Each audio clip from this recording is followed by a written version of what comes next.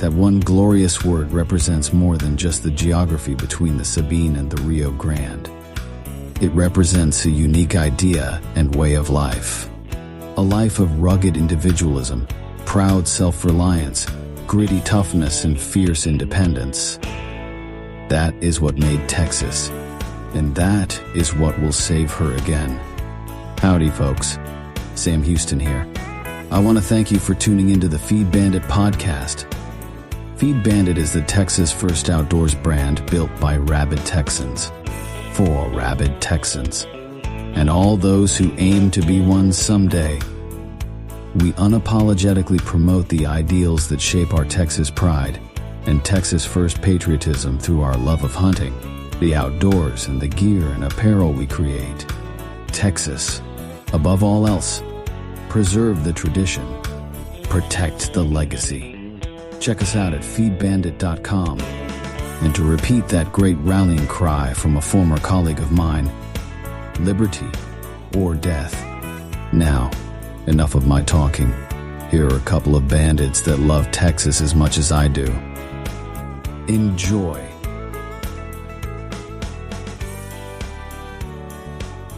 Well, howdy, friend. Welcome back to the Feed Bandit podcast. Jimmy back with you. And on this one, we're going to continue our series on predator strategies. And what we're going to talk about today are what are the guns, what are the calibers that you could use to go out there and be a successful predator hunter. And we're going to continue going through the book called Predator Calling with Gerry Blair. Learned a lot from this one, actually. I hope you've listened to the past editions of the series and gotten some value out of it. But let's continue. So this chapter is called Fur Guns, Rifles. I was after monster mule deer on the North Kaibab when the song sang from a ridge a quarter mile away. Nope, it wasn't the fat lady. It was almost surely a coyote. I interrupted my walk long enough to dig into the coat pocket to retrieve the nearly new Burnham Brothers long-range fox call. Seconds later, that sad song I call the Dying Rabbit Blues raped the northern Arizona high country. Not that good, as this was my first serious attempt at screaming. Even so, a couple of minutes later, an out-of-breath coyote showed up at the run. Amazed, I watched the advance. When the yodeler was 50 yards out, he stopped to make a reconnoiter. I shouldered the .6 deer gun and sent the custom-loaded 165 grainer through the critter's necessaries. As might be expected, the coyote was killed much more dead than need be. The corpse, sad to say, retained little dignity.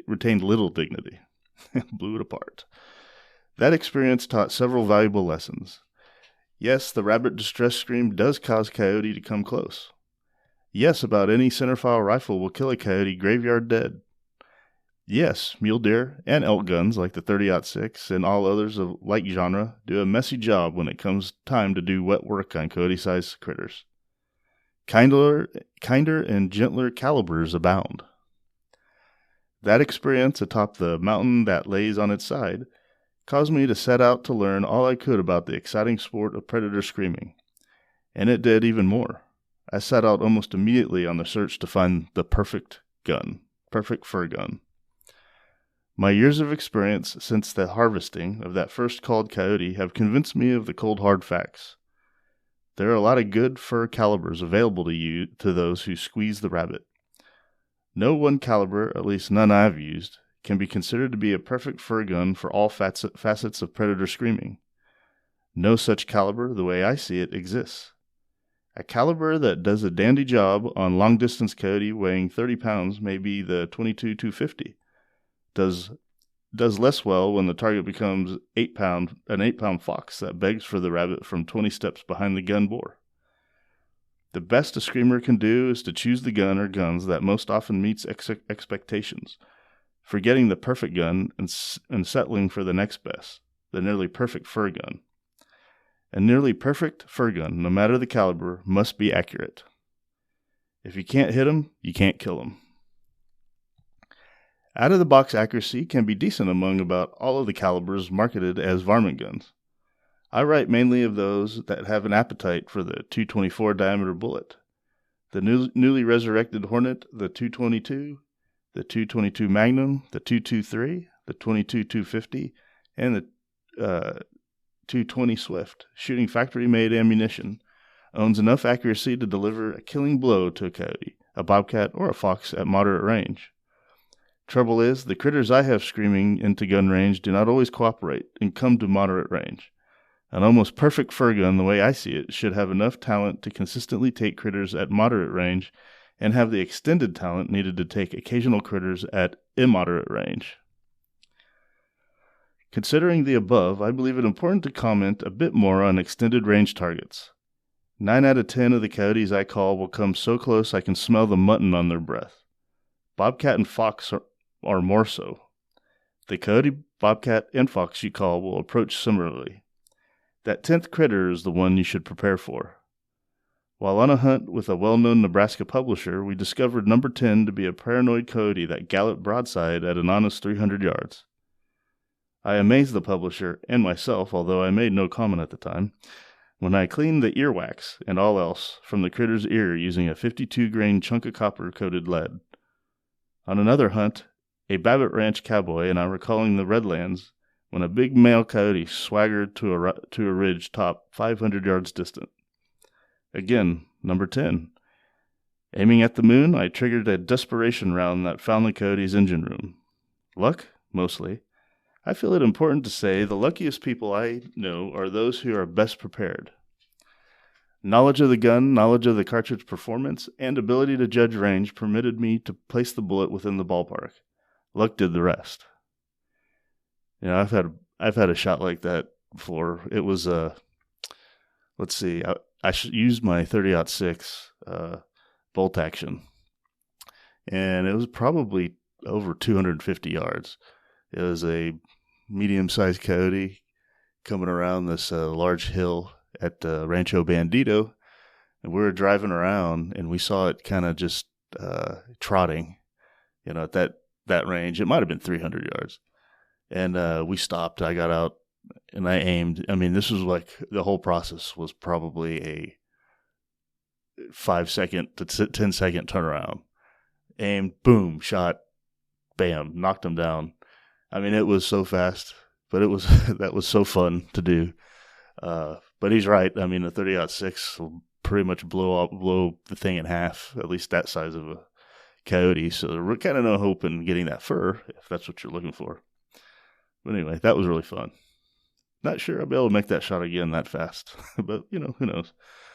When it gets to the bottom line, screamers who hope to salvage fur from called critters do not aim at the critter. They aim at a specific part of the critter, usually the part of the rib cage immediately behind the shoulder on broadside critters, and within the center of the chest on facing customers. A correctly loaded round that causes either hit is likely to penetrate the critter's necessaries and explode without exiting, providing an instant and humane death. An imprecise hit, even with one of the nearly perfect calibers, can cause fur to fly into adjoining zip codes. Well, that's just what I was talking about. Hunting with cartridges hand-loaded to match the appetite of a particular fur gun and hand-loaded to respond to the challenges of fur hunting is critical to ultimate fur hunting accuracy and pelt-saving performance, in my opinion. The factory-loaded round is handicapped by popularity. The many who buy those mass-produced cartridges hunt through the broad spectrum of hunting opportunity. The factory-produced cartridge must address each of those opportunities to deliver characteristics that permit a decent performance within all. I've heard it said that reloading is the way to save money. I do not believe such is to be so. Considering initial investment, considering the cost of components, I do not believe there is a substantial savings to be found unless the reloader shoots a hell of a lot and maybe more. The main strength to the reloaded round comes from the provided ability to tailor a round to the appetite of a specific gun and to the job ahead. And I consider reloading to be a pleasant part of fur hunting activity. A hunter who commits to reloading is likely to shoot more. That increased shooting will almost surely cause him or her to become a better shot, an asset that can cause an increase in the fur collection. Certain mechanical manipulations can cause an almost perfect fur gun to move a bit closer to perfect. The attachment of a quality telescope sight is an example. I freely admit a bias to the lower power magnifications. A nearly perfect choice is a variable that ranges from about 1.5 to 4.5. Isn't the gunner who throws a 52-grain chunk of copper-coated lead at 300-yard coyote handicapped by such low magnification? No, not really. Here's the sad truth. Learn the hard way. The critter you want to kill is not that big brute in the glass.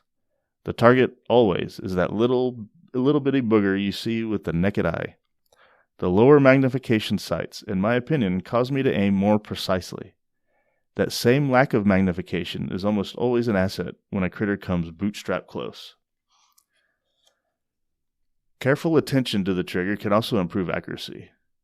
I freely admit to being a trigger man, hating all the 8-pound factory triggers, most likely put there by the maker to escape a degree of liability. A good trigger to me is one that crisply releases at a bit less than 3 pounds of pull.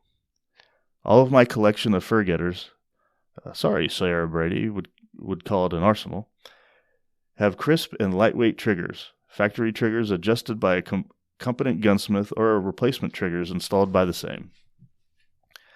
Knowing an evaluation of fur calibers must be made within this chapter, I reluctantly turned my attention to that. Why reluctantly? Well, choice of caliber is mainly subjective, the way I see it, a bit like deciding upon a blonde or a redhead. Personally, I love both. Those who have established caliber priority within the mind are often inflexible as they defend. Some, sad to say, have not learned to disagree without being disagreeable. Even so, my own very subjective evaluations follow. Knowing that some will want to know, I start at a small end to ride upon a round that falls far below the minimum velocity and energy needed in a fur gun. I write of the ubiquitous 22 rimfire. So the 22 rimfire is a dandy gun for tin cans, for tree squirrels, and for cottontail rabbits. Even shooting the 22 long rifle and hollow point, the round does not offer the range and knockdown needed to cleanly kill even small coyote, small bobcat, and fox of any size consistently. With consistently, I think, being the key word there. 22 rimfire lovers might wonder if my opinions would change if the rifle shot the reduced lead and increased powder round, sometimes called the stinger, sometimes called the yellow jacket, and sometimes called something else. My opinion stays constant, even though such manipulation results in slightly increased velocity and almost always in a drop in accuracy. The increase is not enough to cause the round to hunt with the big dogs. Sorry. The 22 WRFM. I hold an improved opinion of the improved 22 rimfire muscled up to become the 22 WRFM, which stands for Winchester Rimfire Magnum. Under some circumstances within certain range limits, I consider the 22 WRFM to be adequate for close-range fox, close-range coon, and close-range cockamissile, or ringtail cat. Sort of. When the hit is precise? Equivocal? Sure. Even though the gun might be shooting the 40-grain hollow point to a muzzle velocity of 22,000 feet per second, providing an impressive 364 foot-pounds of energy, few critters are shot at the muzzle. That same 40-grain hollow point has substantially changed character at 100 yards. Velocity has been reduced to 1,407 feet per second. Energy has been reduced by about half to 176 foot-pounds. A precise hit on a fox or coon will usually result in somewhat sudden death. An imprecise hit will not. There was a time, a very short time, when I thought that 22 WRFM might be a dandy gun for close coyote. I was working a pushdown during an early morning scream. Never heard of a pushdown? Such is an area of pinyon juniper woodlands ravaged by a pair of D8 caterpillars, connected by 100 feet of anchor chain. The dead and dying trees were bulldozed into mounds. Those mounds, after 50 years of aging, have turned into favorite habitat for cottontails, rock squirrels, bushy-tailed wood rats, and a mind-boggling assortment of mice and voles, all critter edibles. I had snuggled my big body into the generous arm of a long-dead juniper to make the scream. A flash of fur caused me to focus 50 yards out. I locked onto the coyote at about the time he stopped to beg for the rabbit. I took the facing shot offered, centering the crosshairs of the H&R Model 700 to the precise center of the chest. The yodel dog went down as if poleaxed. The entry hole was a .224 caliber. There was no exit. No muss, no fuss. I was convinced I had come upon the ideal close-range coyote killer. My enthusiasm was radically diminished by day's end. That day of screaming hooked 3 more coyote, all coming somewhat close. The first was a 65-yard opportunity at a running coyote. The auto load asset of the Model 700 permitted more than one shot. It is possible I missed, although I do not believe I did. The coyote was sure I did. He made the desperate run for home and mother, and made it, maybe. The other 2 opportunities were at about the same range. Both were at standing coyote. Each was solidly hit in the chest. Both staggered. Both made the escape. I have not used the 22 WRFM on coyote since. The insects. The years preceding the Big War, World War II, caused a proliferation of insects to descend upon the shooting fraternity. The 22 Hornet, the 218B, the 219 Donaldson Wasp, and the slightly earlier 219 Zipper. All the above were somewhat similar except for the Hornet. Her early motors were chambered for the 223 bullet, and shot a 224 bullet. All shot decently at close range. All were moderately successful for a few years, and the popularity, in my opinion, came from concept, from marketing, and because no sensible alternative was offered. All languished when improved calibers became available. You want to know why? You want to know the truth? None, with the possible exception of the Hornet, maintained accuracy when range was extended. When the highly accurate 222 debuted in 1950, critter killers were damn glad to go to it. Bench rest shooters, too. More on the deuce a bit further on. As a point of interest, Ruger restructured their Model 7722 WRM rifle during the late 1993 and early 1994 to resurrect the 22 Hornet chambering. Sales have been phenomenal. Production has not kept pace with demand. This was, I guess, back then. If the Hornet is the best of a bad bunch, as noted above, why the popularity? I can only answer for myself. I bought my Hornet because I didn't have one. I bought the gun because I wondered how it would perform on called gray fox and the occasional raccoon. I bought it mainly because of nostalgia. Screamer Martin Hendricks of Flagstaff bought his Hornet, or a Savage, for about the same reasons. The talented reloader, Martin has punched sub-minute of angle Hornet groupings about a quarter inch from the bench using Nosler ballistic tip bullets. The 17 caliber. The 17 can be a dandy gun for short-range fur and can be a fair caliber for mid-range fur. Remington legitimized the smallest of the centerfires during 1971. The 17 is a fast little booger, and that speed is its main asset. A hot-loaded 20-grain or 25-grain bullet can be caused to leave the muzzle at an impressive 4,000 feet per second. Such will provide spectacular blow-ups on small critters. Such speed as might be expected causes the load to be flat shooting. That same speed can cause excessive pelt damage on fur bearers if the hit is not precise. Reducing powder will cause a slowdown and might improve accuracy. Doing so, however, causes trajectory to be less flat. Even so, those who shoot a lot of thin-bodied fox, and do so at moderate range, maybe 100 yards or so, will find fur damage to be minimized. The bad news? The petite pill will not buck much of the headwind and is likely affected by staunch crosswinds. The 17 does not own the ability to take long-range fur, not as well as do most of the 224s. The small capacity of the case causes loading to be critical. A half-grain overload can increase velocity significantly and might result in an alarming pressure increase.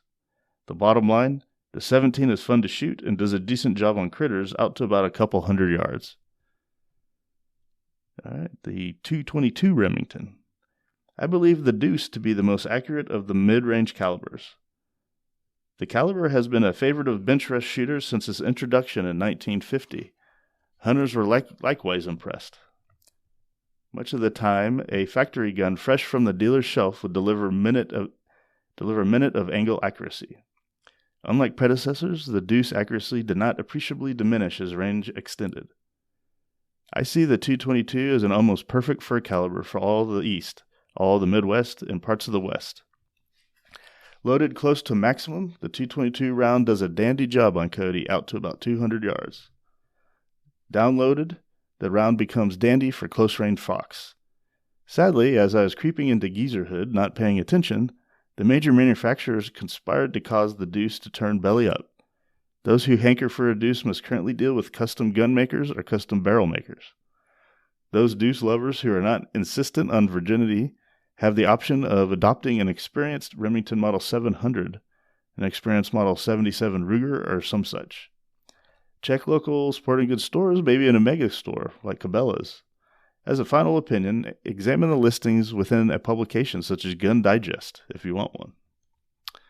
The 223 Remington. The 223 Remington is ballistically close to the 222 Remington Magnum, the case being a bit shorter and holding a hair less powder. I see the 223 to be about as good as the deuce and maybe a bit better in some aspects. As many know, the 223 was developed for the military during the late 50s. Remington presented the caliber to the civilian market at about the same time. Although the round is labeled a 223, the gun shoots a 224 bullet. Commercial guns deliver good accuracy. Many of the military autoloaders do not. A strong asset of the 223 is the ability of once-fired military brass. Commercial reloaders often offer reloaded 223 military at bargain price. The case capacity of the military brass, fortunately, is about the same as the case capacity of brass intended for civilian use. My 223s, including the H&K Model 630 autoloader, group both 50 and 52 grain match hollow points well. The 222 Remington Magnum. The 222 Remington Magnum has a 20% greater case capacity than does the 222, and has about 5% greater case capacity than does the 223. The caliber was in competition to become a military cartridge, but did not succeed. A short time later, the caliber appeared as a civilian offering. The performance of the Mag Deuce is about midway between 222 and 222-250.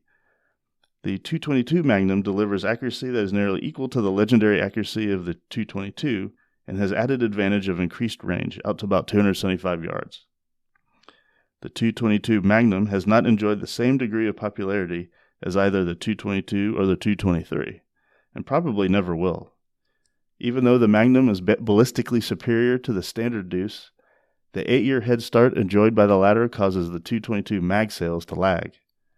The 223, being ballistically similar, owns the advantage of military recognition. That and the availability of once-fired brass causes the 223 to be most popular. The 22-250 Remington. The 22-250 began life about 50 years ago as a Wildcat. It was probably more about 65 years ago now. As a Wildcat, the caliber is essentially a neck-down 250 Savage with a slight increase in shoulder angle. The 224 grain bullet leaves the barrel at speeds superior to the old 250-3000 Savage and delivers increased accuracy. The chambering has become the most popular varmint caliber ever developed. Considering all of that, it is surprising to note that no major gun manufacturer offered a factory chambering for this rifle until 1965, even though the 22-250 has outdistanced the popular 220 Swift years before. I see the 22-250 as the almost perfect caliber for Western screamers. The caliber owns impressive assets: legitimate 300 yards plus range, outstanding accuracy near that provided by the 222 and the 22 Magnum, and enough muscle to take the biggest coyote and the biggest cougar. All right. Larger calibers. As noted at the start of this chapter, a caliber of any size can do a decent job of killing a called predator. I have used the 30-06 mentioned, and have also used the 25-06. Still do at times. Screamer friends use the 243, which is typically what I will use, is a Remington R25 243, and the 257. Such, in my opinion, can cause it to rain fox fur for a week. If such a caliber is all that is available, and if you wish to salvage the fur, download as you reload so as to avoid bullet expansion. Expect an exit hole on every shot. With luck, that exit will be one that can be repaired using patience, needle, and thread. Wildcats. There are shooters among us who find fun while tweaking rifle and handgun calibers to cause them to be all they can be. Such tweaking in the past has led to the creation of calibers considered to be the tamest of cats currently. The love of my own life, the 2250, evolved as a shooter tweaked the venerable 250-3000. There is a hell of a lot, maybe more, of calibers that can be suitable for fur taking. All such not mentioned within this abbreviated listing. Does that mean I consider such to be caca? Nope, not at all. It means I have not tested such on paper and on fur, and therefore refuse to write an evaluation. Those who have an interest in radical wildcats are referred to the many information sources on the internet and to the many reloading manuals that offer all you ever wanted to know, maybe more. All right. Well, that was an interesting synopsis. Like I said, I just mentioned I have the 243. I really like that round. I'll use that sitting in the deer blind for deer. And of course, if a critter customer comes in, that'll take it. I've never really bothered with trying to get, the fur pelts. So that hadn't really affected me, blowing a hole out the other side of the animal. But if I ever do, maybe I'd consider buying a 22-250. I know some of my buddies, some of our buddies have that caliber, and they really like it for that stuff, especially going out for coyote or bobcat or whatever. So that just reinforces what I have seen and experienced in my experience. Curious what caliber you really prefer for this type of stuff. Shoot us a message and let us know. But yeah, the 2250 sounds like a fun gun. I remember me and the old Corn Bandit, we were shooting his 17 cal one time, and boy, that was a story. But yeah, that's a fun gun too. But for sure, definitely can't get that long range. I guess if you place the bullet somehow perfectly through the eye, that would take care of it. But yeah, it just depends on your land and how far these critters are when you want to take them. Like he says, it's all really, in the end, comes down to your subjective opinion. So, okay. Well, with that, I'm going to sign off on this edition of the Predator Strategies. I hope you learned something there. Again, let us know what caliber you use. We'd love to hear it. Okay. With that, we will talk to you on the next one. Remember, support your local feed store. Take care.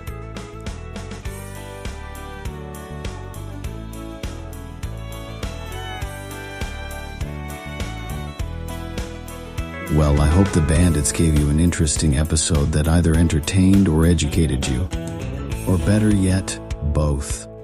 Hell, I told them this podcasting thing looks harder to do than defeating Santa Ana. So if you would, please help them out by sharing it with all your like-minded friends to help the Bandits get the word out. And don't forget to check us out at feedbandit.com and grab some gear and apparel to support the cause of Texas. Remember, Texas, above all else, preserve the tradition, protect the legacy. Finally, as I said some time ago on the eve of the great battle, and I vigorously repeat here again, be men. Be free men, that your children may bless their father's name. Well, fellow bandit, until next time.